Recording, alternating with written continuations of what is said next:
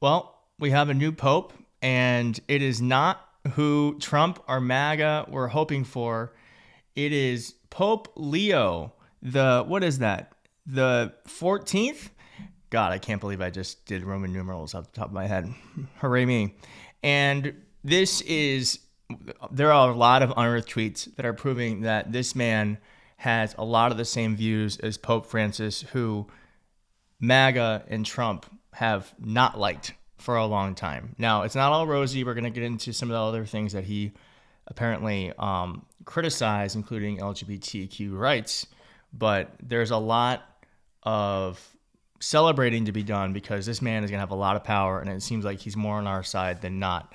And let's just get right into it because this is my favorite one, is that JD Vance, he just called JD Vance wrong. I mean, can we hate anyone that calls JD Vance wrong, especially the new pope? He goes, JD Vance is wrong. Jesus doesn't ask us to rank our love for others. Now, he was just reposting an article that was shared, but it is important to note that article says, but the problem with this hierarchy is that it feeds the myth that some people are more deserving of our care than others. It's a framework that makes sense in a world governed by scarcity and fear, where protection comes at the expense of others. But Jesus never speaks of love as something to be rationed. He speaks of love as abundance, a table where there is enough for everyone. Well, that is certainly not the MAGA ethos, is it?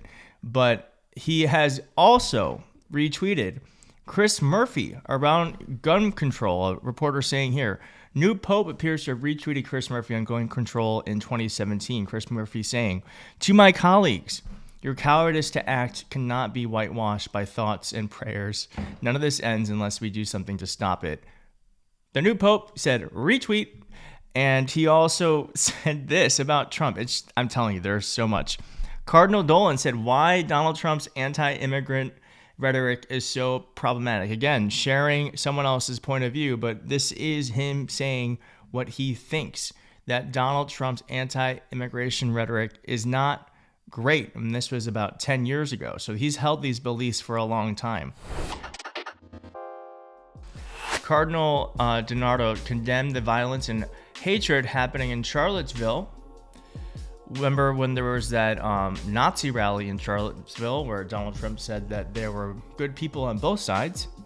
He said, on behalf of the bishops of the United States, I join leaders from around the nation in condemning the violence and hatred that have now led to one death and multiple injuries in Charlottesville, Virginia. He also retweeted these statements here, saying another cardinal saying, we're banning all Syrian refugees, the men, women, and children who most need help. What an immoral nation we are becoming. Jesus weeps. That was something that the new pope also agreed with. We also have the new pope saying this, thank you. We need to hear more from leaders in the church to reject racism and seek justice. And the research team actually found exactly what he was reposting there, because it's happened so long ago that it was not readily available. But it was about George Floyd. It was about George Floyd saying that what happened there was disturbing. And again, like, it's so insane to me that this is like that being against what George Floyd experienced means you can't line up with MAGA. Another cardinal said that there is nothing remotely Christian, American, or morally defensible about a policy that takes children away from their parents and warehouses them in cages. This is being carried out in our name, and the shame is on all of us. And the new pope retweeted that. Now, as I said, this is all great news because this pope was a long shot. He was not. No one seen him as as someone who was really in the race for becoming the pope. And to me, this speaks to the fact that Donald Trump did this. I think the Cardinals wanted to send a message to Donald Trump. Like, yeah, we are going to put forward an American, but he's going to be more progressive than you ever will be. And he's also going to actually reflect the teachings of Christianity. Now, he also he reflects the teachings of Catholicism too. And so it's not all great because as a gay man, this was a little upsetting for me to hear. But the new Pope expressed anti-LGBTQ plus views, and this is according to the New York Times. The New York Times reporting that in 2012, Provost was critical of entertainment media that held, quote, sympathy for beliefs and practices that are at odds with gospel, including the, quote, homosexual lifestyle, and, quote, alternative families compromise of same-sex partners and their adopted children, which, not great. Again, like, I think we have to look at all of this equally, and I think it's great that he clearly has a lot of liberal and progressive beliefs, and at least from what we can see from the way that he's engaged with some things online. But this is certainly a fall backwards, because the previous pope, though was not LGBTQ plus friendly in the way that we want everyone to be, he was certainly heading towards a more inclusive Catholic church. And this might be someone who's falling back, but he was very close with Pope Francis. And my hope is that, who knows, this was 13 years ago. Maybe something has changed. Maybe he's had conversations with the previous Pope.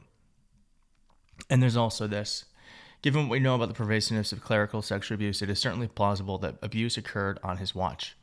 He was superior general of a congregation of priests that ministers in 50 countries across the globe.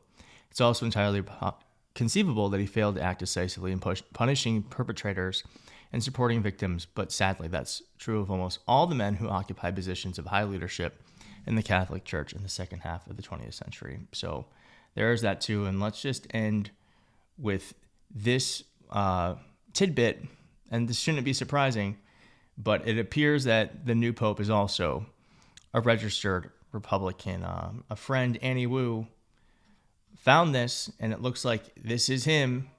But is anyone surprised a Catholic is a Republican? I don't know. I'm sure there's a lot of Catholics watching this who are bleeding heart liberals, but when it comes to pro-life and all that sort of stuff, I kind of get it. But again, I think when you add in the totality of everything, it could have been much worse. And certainly, this is not a good day for Donald Trump. And we'll be following this story and bringing you more as we get more information. So stay tuned. Thank you so much for watching. If you liked the video, please hit like in the video. If you're not subscribed, consider subscribing, and I will see you next time. Thanks so much.